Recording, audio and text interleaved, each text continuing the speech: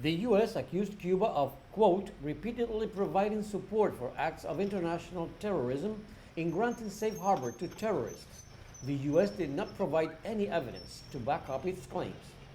The designation puts restrictions on U.S. assistance, bans certain exports and sales, and curbs other countries from engaging in trade with the island.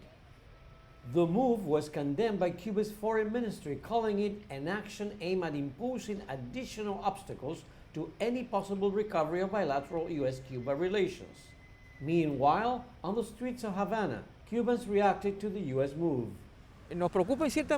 This raises some concerns, but we'll keep going with positive thinking. This is something absurd and illogical because we only promote peace and not terrorism. We are not a terrorist nation, and those who know us can confirm it.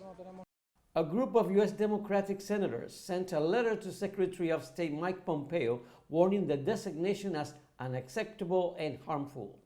Ben Rhodes, the former national security advisor to President Barack Obama, tweeted the decision was politicized garbage. Cuban allies, including Venezuela's Nicolás Maduro, lashed out against the U.S. action also on Twitter. The designation of Cuba comes days before the Trump administration steps down from power. It's viewed here as a last-minute political opportunism against the island. This implies additional damage for a country which has been too much punished, and even amid this pandemic, this is something terrible, a kind of cynicism and lack of responsibility on the part of the Trump administration.